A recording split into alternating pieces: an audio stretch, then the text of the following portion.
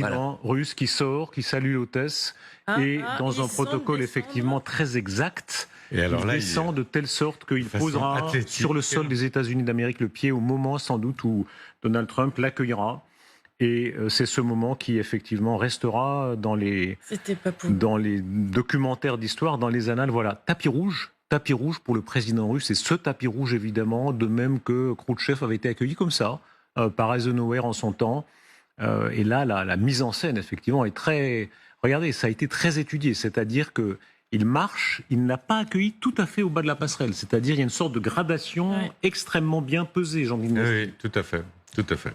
Oui, c'est ça, il n'a pas eu à l'attendre, donc Vladimir Poutine, mais ils sont vraiment en position égale, tous les deux. Image incroyable. Or, on est sur territoire américain, donc ça nous ramène à ce qu'on disait avant, il ne peut pas y avoir plus de légitimation que ça pour Vladimir Poutine. Il est désormais réintégré, je dirais, comme un dirigeant international d'une grande puissance reçu à l'égal par Donald Trump. Et c'est une manière de dire en même temps, chacun fait sa part de chemin. Il a fait sa part de chemin.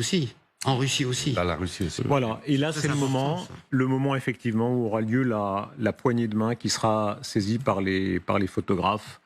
Regardez cette image. Trump qui applaudit. Voilà, Trump qui applaudit, oui. Alors ça, on n'est pas tout à fait dans le protocole classique, c'est du Trump tout à fait pur sucre. Alors, on peut dire simplement que c'est une victoire pour Poutine et c'est une victoire pour Trump. Pourquoi ? Parce qu'au fond, Trump, depuis déjà bien des semaines... Poignée de main. Souhaitait rencontrer Poutine. Donc, ceux qui veulent lire sur les lèvres, Poutine comprend un peu l'anglais, Poutine peut comprendre un peu l'anglais, cette poignée de main historique donc entre les deux chefs d'État, le pays militairement le plus puissant de la planète et le pays le plus vaste de la Terre qui est la Russie. Souvent, Trump le répète, il dit c'est le plus grand pays du monde et ça compte. Voilà, salut militaire de Trump. Regardez, cette image est tout à fait saisissante. Le fait que ce tapis rouge incarne le maximum, disons, de protocole d'État que le président Trump a voulu réserver au président russe. Jean Guignasti, soulignons cela. Oui, tout à fait. C'est une, j'allais dire, super visite officielle. En fait, c'est une visite sui generis, en fait. Parce que le protocole d'une visite d'État, c'est quelque chose d'extrêmement précis, minuté, passage en revue. Tout ça, ça n'existe pas. Le passage en revue, c'est les avions qui sont stationnés. Enfin, c'est vraiment sui generis. C'est une relance en tant que telle. Les hymnes nationaux, sans doute, vont retentir maintenant.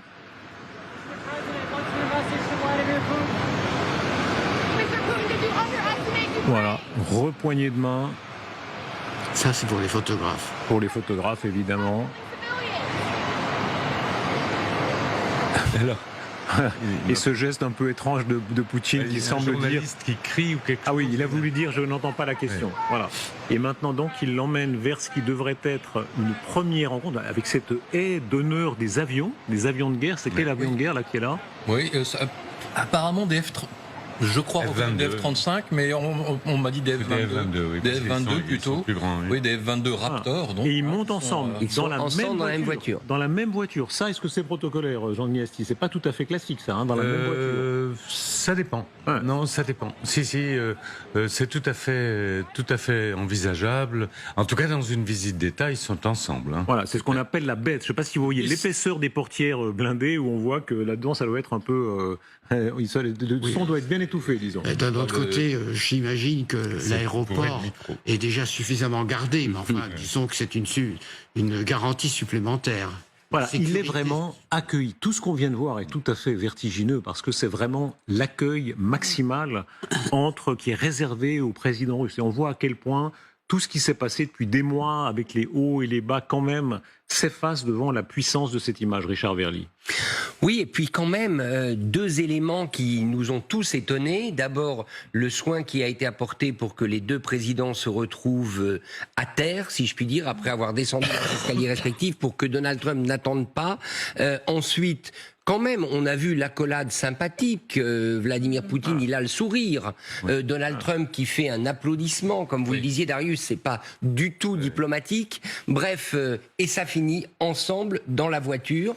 Donc, en termes de proximité, on ne pouvait guère donner image plus forte que celle-là. D'ailleurs, le premier et véritable tête-à-tête, il est là, maintenant. C'est ça. Ça va être le seul moment où ils vont être en tête-à-tête, seuls, en dehors de l'officier de sécurité et du chauffeur du Secret Service, qui auront peut-être d'ailleurs instruction de se mettre des oreillettes dans les oreilles et de ne pas entendre la conversation entre les deux chefs d'État. Poutine parle très bien allemand. Moi, je me rappelle quand je l'avais interviewé, on avait parlé allemand, parce que là, l'allemand, il le parle très très bien. Moi, mal, lui, beaucoup mieux. Il comprend. Je pense qu'il parle assez d'anglais pour baragouiner quelques mots avec Trump. Je suis pas sûr qu'il puisse tenir une conversation diplomatique, mais ils peuvent échanger quelques mots en anglais. Jean Vignessi, très vraisemblablement. Il parle pas si mal anglais. C'est pas comme l'allemand ou c'est pas comme Merkel parlait le russe. Mais dès qu'on fait des relations internationales, on parle anglais. Il parle anglais. Sur la chaleur, vous soulignez, Richard Verly, ces premières minutes où un premier élément, c'est peu de choses pour l'instant, hein, mais un premier élément de chaleur affiché qui a été voulu vraiment par l'un et par l'autre. Moi, je crois que c'est le moment de rappeler la conférence de Yalta en février 1945. Parce que le président Roosevelt, qui était, comme chacun sait, handicapé et qui est mort quelques semaines après, le président Roosevelt a parcouru 12 000 kilomètres pour aller jusqu'en Crimée. Et quand il est arrivé en Crimée, il a attendu Staline pendant 5 heures. Vous vous rendez compte la différence qu'il y a ? C'est-à-dire qu'aujourd'hui, alors que en 1945, les forces véritables de la coalition étaient beaucoup plus américaines que soviétiques. Mais là, il y a une égalité en somme qui se manifeste dans le comportement, une égalité qui se manifeste dans les relations humaines.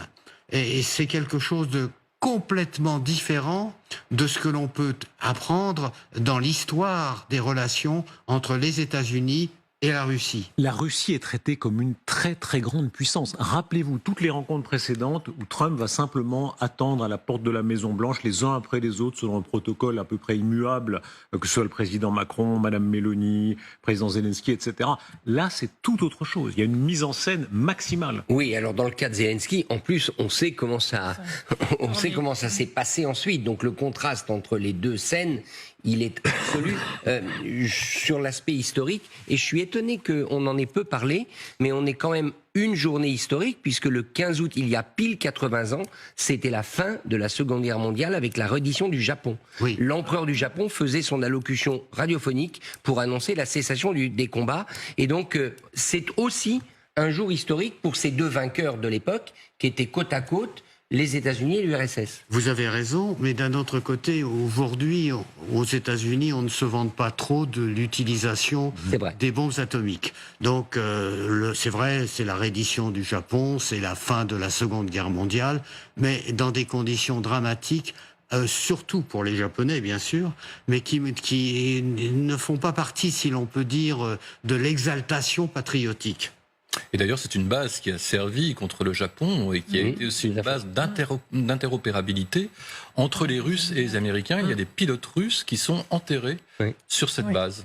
Peut-être d'ailleurs y aura-t-il une commémoration entre les deux hommes sur la tombe de ces aviateurs soviétiques. Et j'ai un ami passionné d'avions qui m'écrit pour nous corriger un peu. Il dit que c'était bien des F-22 qui étaient là et des avions avec les réacteurs couverts pour bien montrer que évidemment nous ne sommes pas prêts à décoller. Nous ne sommes pas en guerre. Au contraire, c'est un acte de salut. C'est tout à fait surprenant quand même de faire passer le président russe à travers au milieu de ces quatre chasseurs bombardiers. Ça donne une impression, non pas de menace, mais non pas d'intimidation, mais tout de même de présence militaire très forte. De présence militaire et en même temps de collaboration. C'est-à-dire, au fond, on n'hésite pas à montrer que, il y a des bombardiers et que, ces bombardiers ne servent pas à attaquer la Russie. Ce sont simplement des bombardiers qui sont stationnés sur c'est ça. Arrêtons-nous un instant, s'il vous plaît, sur l'image principale, c'est-à-dire l'image qu'on voit ici en haut à droite, qu'on revoit, c'est-à-dire ce moment où, sur le tapis rouge, d'abord le président Trump applaudit Poutine arrivant. Et ensuite, ils échangent quelques mots sur un ton visiblement chaleureux, quelques sourires de l'un et de l'autre, d'ailleurs de Poutine en particulier. Cette image-là, elle marque un cap depuis 10 ans, deuxième poignée de main, et elle marque un cap depuis l'arrivée au pouvoir de Trump en janvier de cette année. Oui, c'est évident. Et puis vous avez, là encore une fois, une sorte de décontraction. Regardez, ils discutent, on n'est pas du tout, tous les deux ne sont pas du tout figés. On a vraiment l'impression que, j'allais dire, ils sont heureux de se retrouver. C'est quand même, pour deux dirigeants... Poutine n'est pas complètement décontracté. D'accord, Oui. d'accord. Quand il l'est, on le voit comment ? Eh bien, les bras bougent plus. D'accord. Voilà, on est vraiment dans la psychologie des profondeurs. Non, mais c'est important. Poutine a rarement l'air, disons, d'être à la fiesta aussi. Hein. C'est quelqu'un Non, d'assez, mais de temps en temps... l'allure austère, quand même, en gros, quoi. La psychomorphologie, c'est important. Et par exemple, quand Trump a tendu la main, il l'a pas tendu très haut comme il le fait avec tous ses... Il a un peu baissé la main, Oui. alors que généralement, il oblige ses homologues à lever le bras. Ceci dit, les applaudissements étaient peut-être en trop.